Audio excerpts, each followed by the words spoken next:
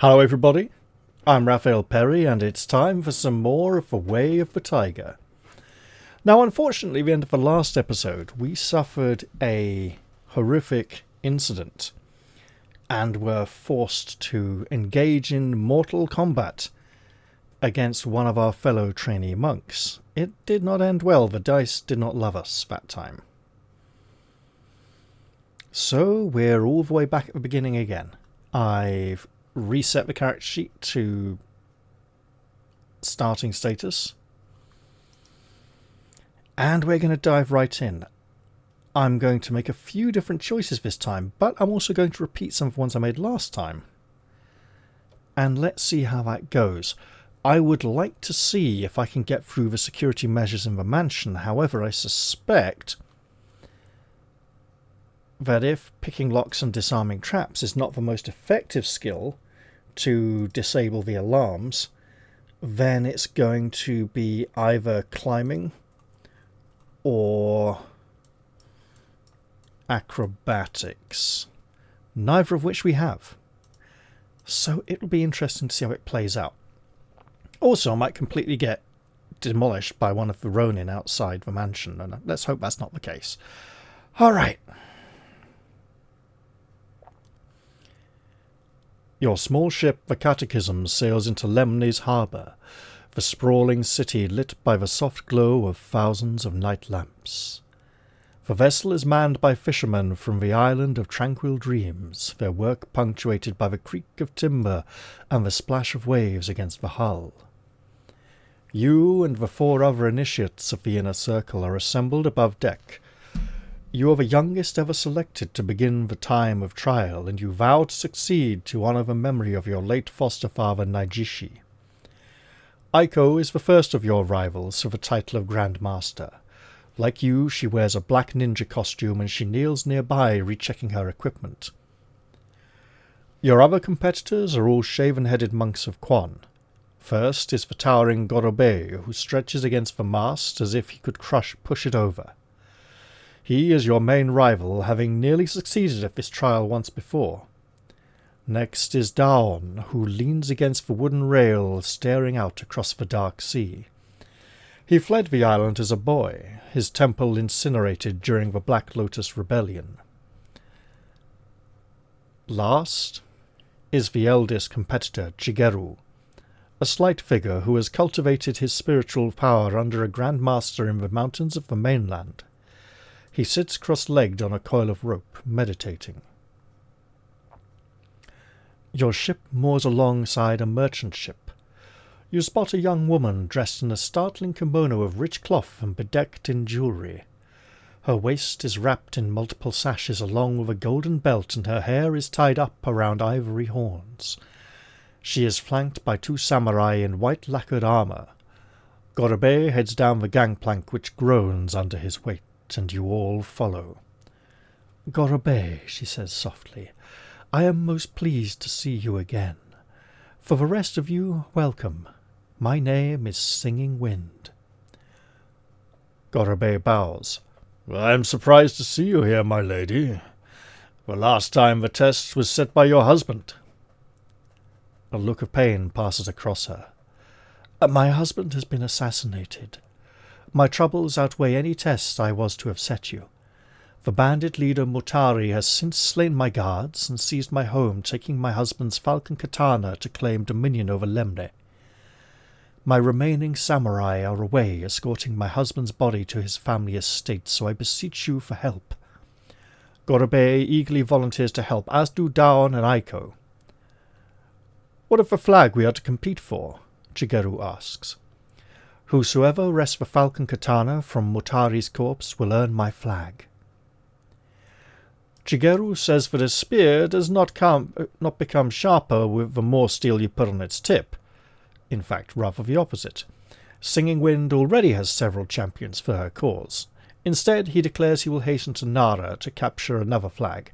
We could agree to help Singing Wind and work with the others, leave Lemne along the northern road heading to Suma, or follow Shigeru's route, leaving Lemne along the southern road to the ancient city of Nara. Now, this is the picture of Singing Wind. The description of her hair being bound up around ivory horns, tied up around ivory horns, I imagined it would actually be wrapped around them as part of the hairdo, not just parted around them, which feels a bit odd. So it's not quite what I had in mind. This is like a kabuki mask, isn't it? Or a no theatre mask, maybe not kabuki. N-O-H, not N-O. No. Or is No one of the characters of kabuki? I can't remember. They are very distinct. Are these horns? I think they are horns, just a very different colour. This is a very hazy background. Again, it looks a little more extravagant and not quite as elegant as I might have expected for a noblewoman. We will once again help Singing Wind and work with the others. I have not put in any book. Oh, I have. Wait. Did I put these in? Maybe I didn't. Well, excellent. That'll speed things up greatly. But it's going to resize every time, isn't it? And that's not fun for you guys on the other end. Well, we'll see how it goes. You agree to help Singing Wind, who bows, expressing her deep sense of gratitude. You follow her and her 2 samurai along the dock. She steps into a waiting purple palanquin bearing the mons of a black moon. 2 burly servants dressed in white lift the palanquin and begin forward along a wide, white-paved road, her samurai falling into line alongside. You, Aiko, Daon, and Gorobei accompany them along the streets, which are deserted at this time of night, lit only by hanging lanterns. Aiko points out a building which resembles a temple of Quan. "It used to be," Gorobei says, "but ever since our brethren were driven from the island, it is now simply a cargo store." Daon mutters the pilgrim's curse under his breath. You recognize that you are near the city market district. You have been to Lemne and the surrounding area twice before, always on covert missions to help the downtrodden, and your only other time spent on the island has been around Eiga. Eiga being a settlement on the far side, in fact our destination for the end of the competition. You pass by closed shops and empty carts, ahead of the famed 7 hills of Lemne, on the highest of which is perched an impressive complex protected by a white stone wall. Singing Wind emerges from the palanquin. "My maidservant has informed me that there is a group of Ronin up the hill securing the main entrance to my residence. I must ask you to overcome them so that I can gain access to my rightful home." You share a gaze with Aiko, a plan forming instantly based on deception. Aiko enters the palanquin with Gorobei and Daon changing into the clothes of the palanquin bearers. Lastly, you cling to the underside of the palanquin and hang on, ready to roll out when the moment is right. Singing Wind stays back with her palanquin bearers, although she sends her 2 samurai along with you. Now, it could arguably be palanquin, but I think it's palanquin. And I think that's the version I've heard most often. But palanquin, it's more lazy. Palanquin is like a rickshaw, but it's carried by humans with no wheels. There's handles at the front and back. Okay, I could just try using this. And the constant resizing will be a bit of a pain, so I think I will... No, what am I doing? There we go. Fit page.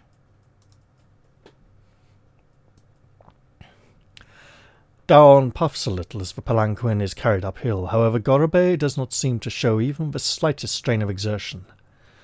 From your upside-down position, you can see that the way ahead is barred by a set of locked iron gates, which are guarded by 6 of the mercenary samurai.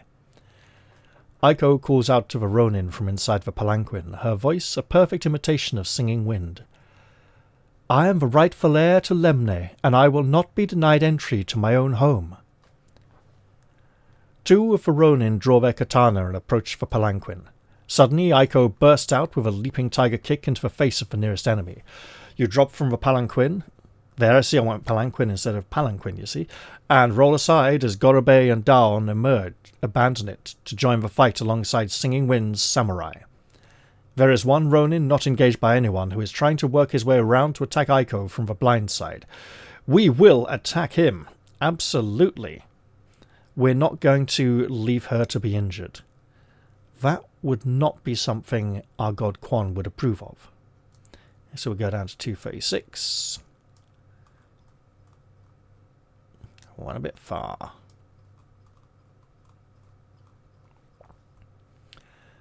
To your left, Gorobei to your left. Gorobei grabs an onrushing Ronin and pins his arms in a bear hug, drawing upon his inner chi to squeeze the life from him despite his armor.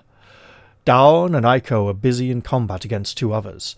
The Ronin nearby turns at your approach with his katana drawn. Will you? We're going to go for the whirlpool throw. Because he won't be expecting that.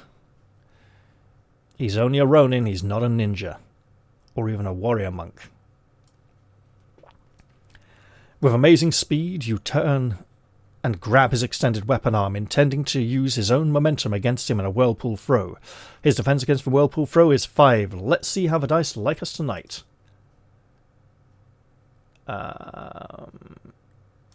Campaign. Dice box. A 10 is higher than a 5. Excellent. If you've thrown the Ronin successfully, you may either use a winged horse kick or a Cobra Strike punch, adding 2 to the kick or punch modifier and damage for this attack only as he struggles to his feet. I'll go for a punch. Just as he's straightening up, punch him straight in the face. Get him completely off balance. He has 11 endurance points. I should make a note of that.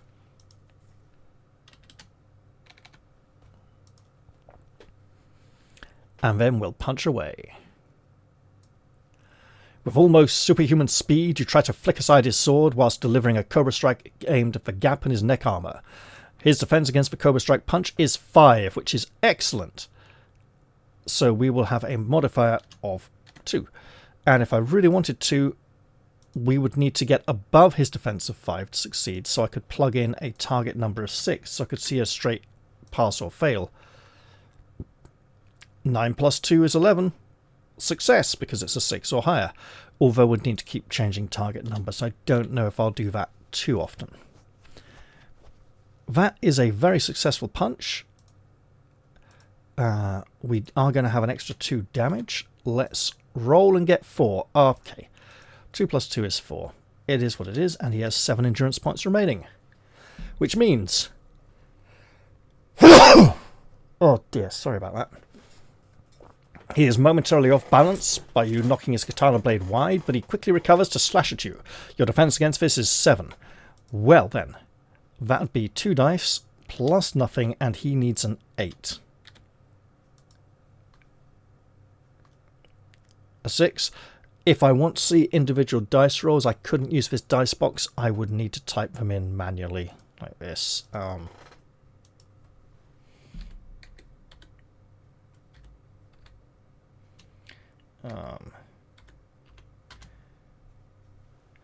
Nope. So I would actually... There we go. You know, it's a bit consuming. Since he has missed, I'll try throw again, because that worked out so well last time.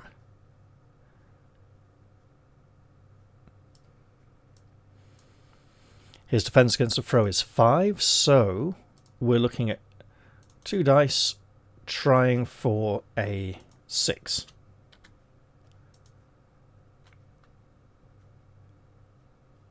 The target is 6. I rolled a 6.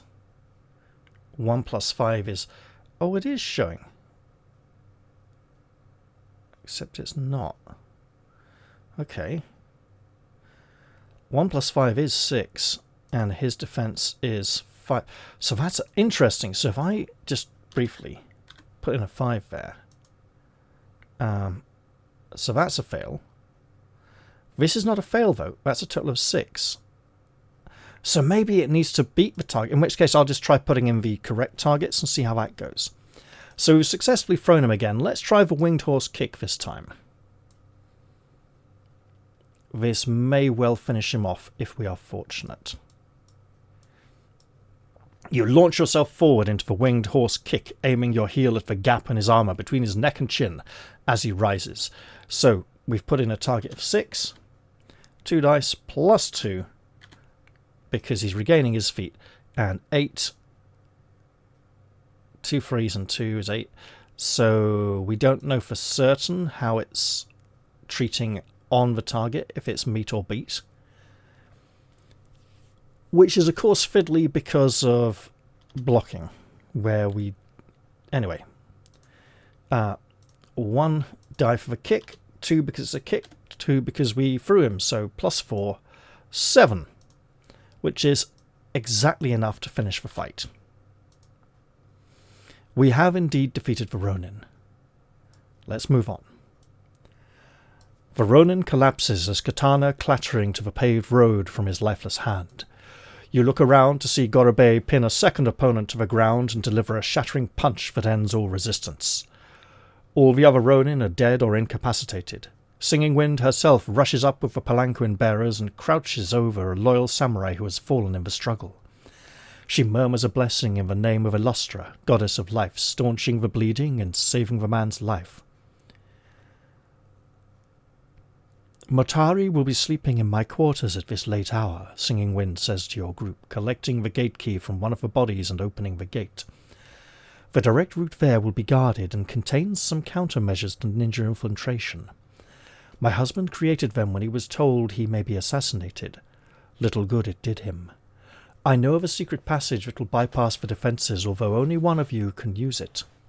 She commands the palanquin bearers to remove the bodies and the uninjured samurai to keep watch over them. She then leads the way on across the grass, so we wait while the bodies are moved. We can follow Singing Wind of the others to the secret tunnel as we did last time, or, which we did not do last time, slip off on our own and risk the ninja countermeasures to be the first to Mutari's quarters. Let's give it a try.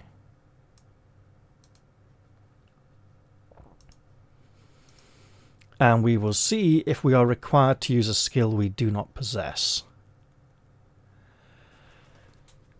You glide silently like a shade across the grass and then pull yourself up onto the tiled roof of the main entrance building, which offers an excellent view of the courtyard and the structures therein.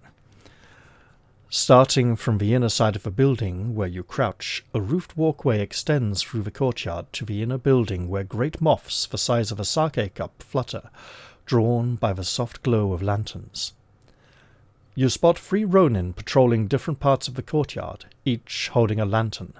They appear diligent in their search pattern, even stopping every once in a while to note each other's position, although you judge if there is a small window of opportunity to slip past them across a shadowy gravel rock garden off to your left. The noise of chirping cicadas fills the air around you as you ponder your next move. We could descend and steal across the rock garden area to the inner residence. Proceed along the roof to the covered walkway to swing down to the far end. Or drop down behind a Ronin and garrote him, hoping to either slip past or kill the other guards should the opportunity present itself. Firstly, these 3 Ronin are intruders. They do not belong here. They are not part of the ninja countermeasures that were put in place.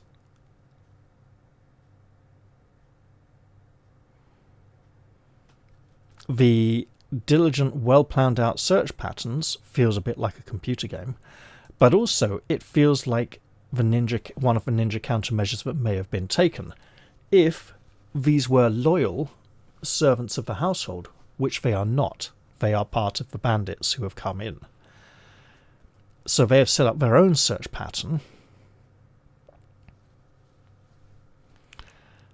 Small window of opportunity to slip past them across it. This does not seem... It seems like if we time it perfectly, it would be good. Do we have any relevant skills? No. Likewise, we don't have climbing.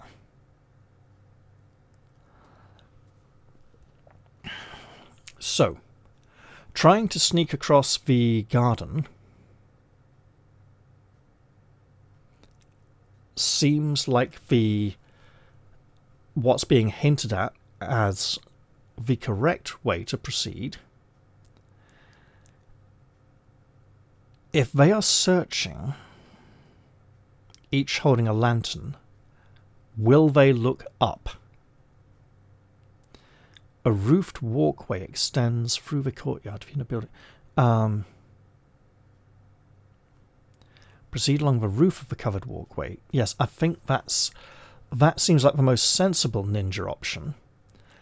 If we garrote a guard, we would need to pick up his lantern and impersonate him, which would then not grant us an opportunity to get to either of the others. Let's just hope they can't look up, just like dogs.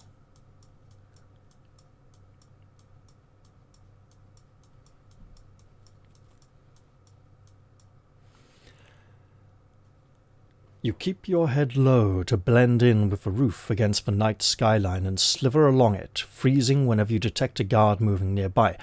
Do you have the skill of picking locks and disarming traps? Yes, and I did imagine there might be loose roof tiles to betray my presence.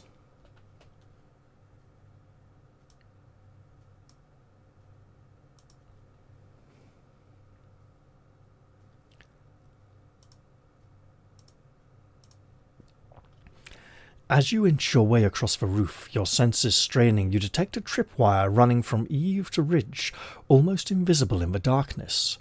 You raise the tripwire slightly with your breathing tube and ease yourself under it before retrieving your breathing tube and continuing on. You soon find yourself on the roof on the opposite side of the courtyard. You wait until the attention of the patrolling Ronin is elsewhere before dropping down and continuing on along the wooden floor to the walkway into the inner residence. Let's go.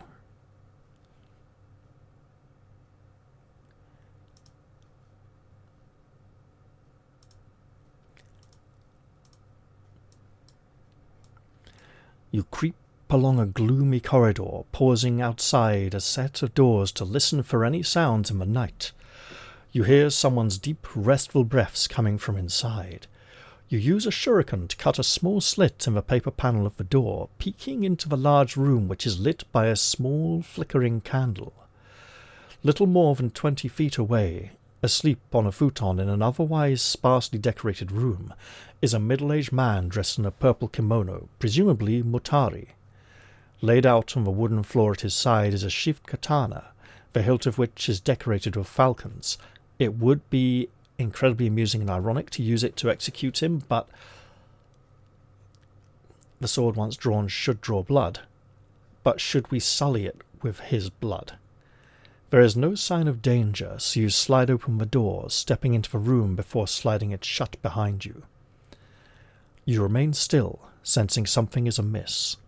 You look around the outer edge of the room for any hidden guards, but can find none.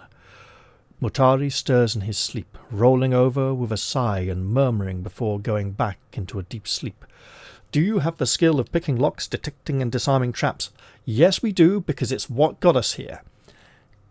So this shows us that the other way could have got us here as well. May have required something else, or possibly a random dice roll.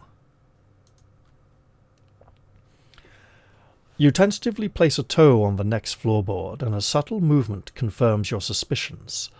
The floor all around the futon is a nightingale floor, designed to make a noise like a chirping bird when stepped on in order to warn of anyone's approach. Any greater weight on the floorboards would waken Mutari, who would in turn alert the whole complex. We do not have the climbing skill, so we could chuck a shuriken, and then rush in and grab the katana. Seems like it's our only option. It's literally our only option. It may not... No, he's asleep, so he's a sitting target, right? You take out a shuriken, confident that you can hit an unmoving target at this distance.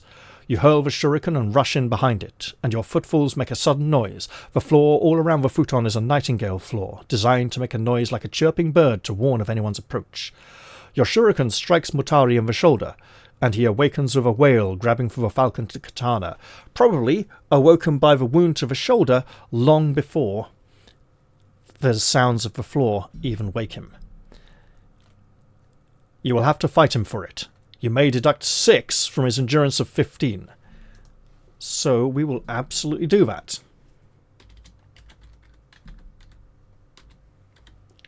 He does have a sword, so he may be significantly dangerous. All the ones, 111.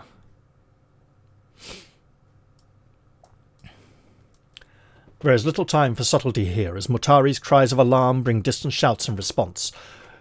You realise you must throw yourself recklessly into combat against him before the Ronin arrive, the nightingale floor beneath you chirping noisily with your every movement, and with his, presumably, which probably means we don't have time to throw. However, he only has 9 endurance points remaining, and I'm planning on using inner force here. So we'll go for the forked lightning kick. I was going to go for a throw and an iron fist punch, but no, we'll just go for the kick straight up.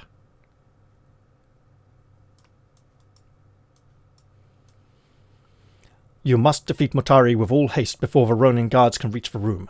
Make a note of how many times you attack him. You slam a forked lightning kick in at Mutari's purple kimono before snapping up your foot at his chin.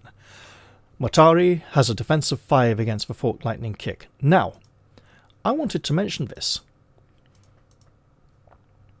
I was asked in YouTube comments if I was enjoying this adventure so far, and yeah, I am. Although, as I mentioned there, I'm sensing a similar pattern to what I saw when I glanced at Book 7. There do seem to be a lot of fights, possibly more fights than in the main original series. But in this case, the fights seem relatively easy. There are relatively low defense numbers, a lot of blows will land. That being said, I noticed that our defense is also a point or 2 lower. Enemy defenses in the main series tend to be more 7, 8-ish. Ours as well is often around an 8. In this case, I'm going to put it down to the fact that we are less accomplished as a martial artist. We haven't yet completed our training. And we're going up against a lot of inexperienced or sleepy, just awakened opponents. Let's get that kick in. And I did say I was using inner force. And to be completely honest, I'm going to mark that point down right now and hope it doesn't jinx the attack roll. Oh, for fuck's sake. Well, we missed. Third attack. Oh, God. Okay.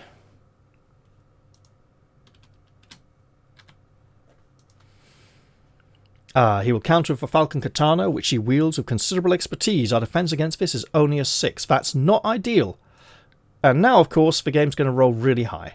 Well, we can't afford to miss of our next attack, so we will take for 7 points of damage. And grit our teeth.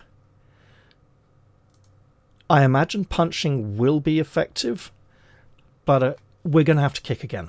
And I think we're going to have to waste inner force, because this has gone so badly. And we'll only have 1 point left for the rest of the adventure now. So, with 2 dice... Come on, you beauty. I swear, Map Tools hates me tonight. Okay, well, he will hit again and do 5 points of damage. So, in desperation, we are going to have to throw our last point of inner force and go for another kick and pretty much throw this run away and start again next time. Okay. Right. Kick.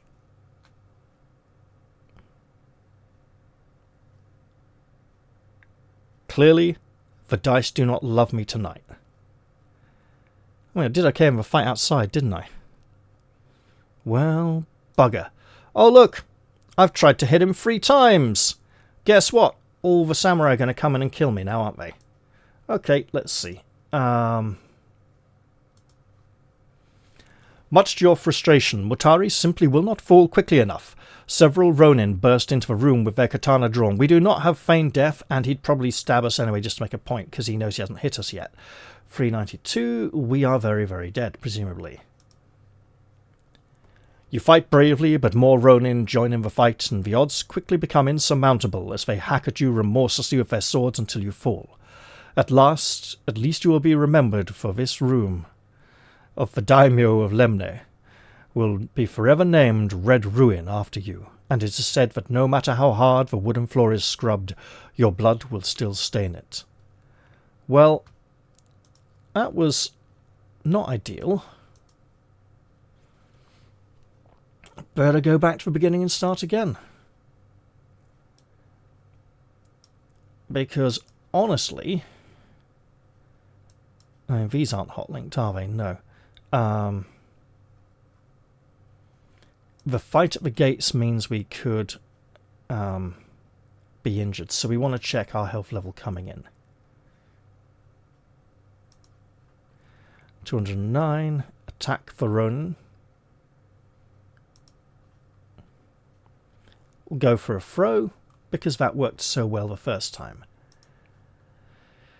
And why don't we tell it to have a defense of a target of 5 this time, and see how we do. Success! Excellent. He is thrown. We will go for the...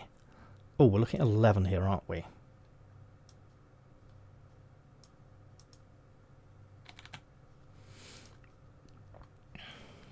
Right. Go for the punch. 55. And his defense against the punch is 5, but we have a +2. Again, successful.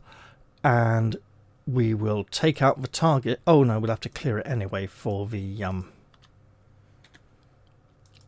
single die damage roll. 4 points. Takes him down to 7. We'll go for another throw against his defense of 5. Another successful throw. We'll come back in for the punch. Yep, sure. Another punch as he gets up. 5 points. Takes him down to 2. The Ronin is momentarily off balance and attacks our defense is 7. Okay. 2 dice. Target 7. No mods. So it's beat, not meat. Okay, got it. So we reduce it 4 blocks. In which case, we just have to punch him, so... I didn't change the defense target down to 5, so that's a success. We'll clear 1 die. Can we get a 2 or higher? Yes, we can. We got 6. Excellent. We will go into the mana.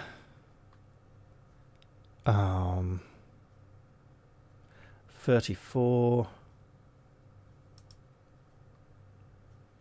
Sneak off on our own. And at this point,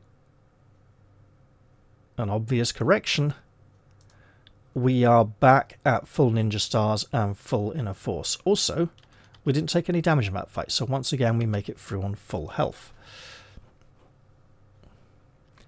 Go along the roof. We know about traps. 356. And throw a ninja star. Oh, but hey, we also know about traps.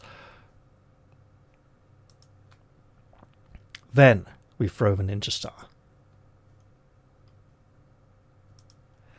And this time, I'm going to reset the dice.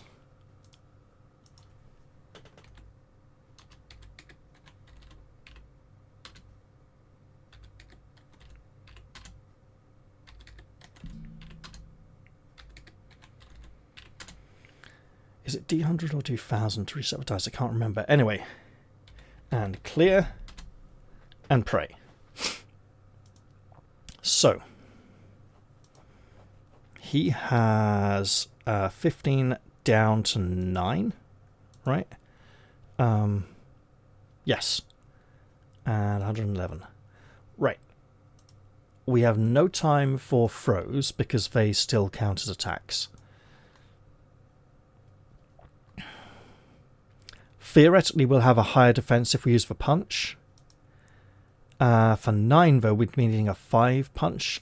I think we need to open with a kick.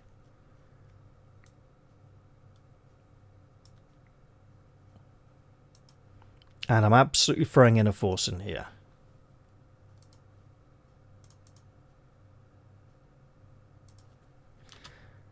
Hope I don't jinx it by plugging in that. Nope, that's a successful kick. Excellent. So now we're doing D6 plus 2 doubled. 7, 14. Perfect. I will mark down that ninja star because we might not get it back. Because we need to run out of here very quickly. We also used a point of inner force. We have absolutely slain Mutari and we'll go to section 178 and reset the zoom. So that you can all see it a bit better on the page. Your lashing blows repeatedly into Mutari. Your lash blows repeated. You lash blows. Right, okay. You lash blows repeatedly into Mutari until he falls to the floor dead. You are breathing heavily but have no time to rest as Ronin will arrive at any moment. Note that you have no time to move the corpse or reclaim your shuriken if you threw one. Which means they will find the corpse, obviously, which will affect my escape, presumably because they'll be on higher alert and won't be looking for him. You grab the falcon katana before racing to the way out, the nightingale floor chirping with every step.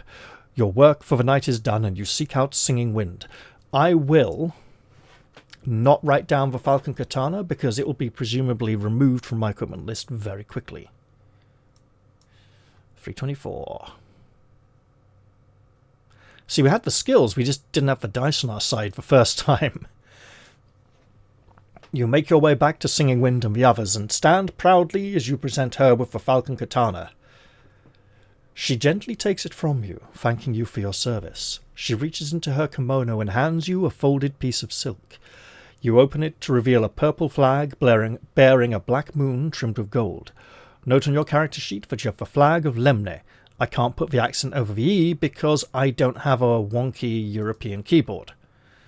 There's complicated three-finger shuffles to get those. But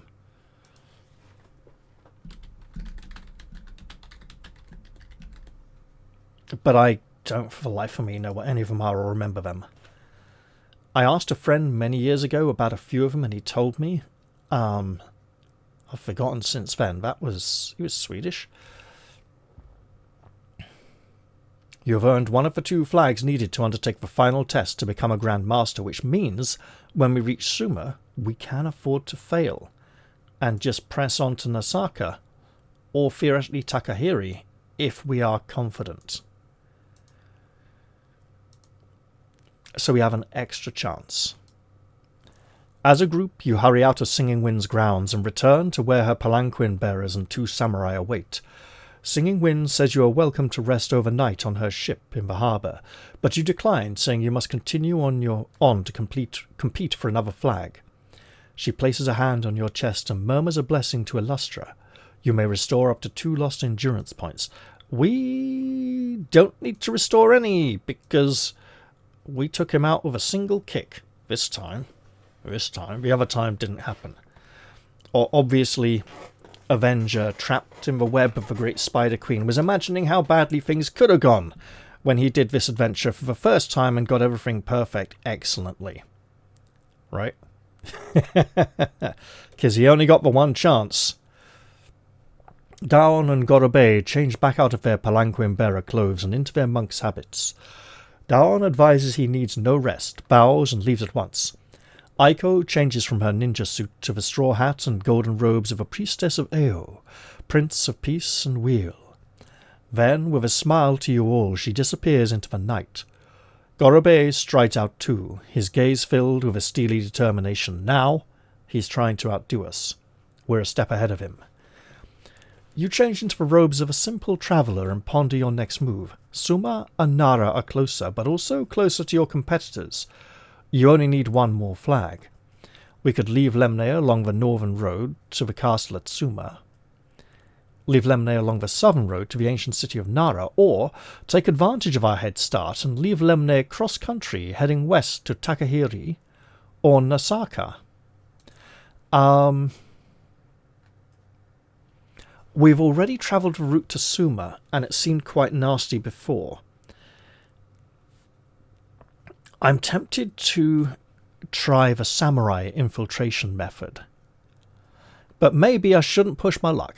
Perhaps I should just stop here and be grateful to have made it this far in the adventure at all, given how nasty that combat encounter went the first time. Yeah, I'll leave this one here. Alright guys, I hope you liked this episode. Not entirely sure how long it is. I'll find out when I finish recording. And I'll look forward to seeing you all in the next one, where I'll probably be headed to Suma and trying the samurai infiltration route to see how that goes, where I'll probably be spotted as an intruder even more quickly if I am asked any questions or given any orders. Alright, goodbye for now everyone. We're all ninjas.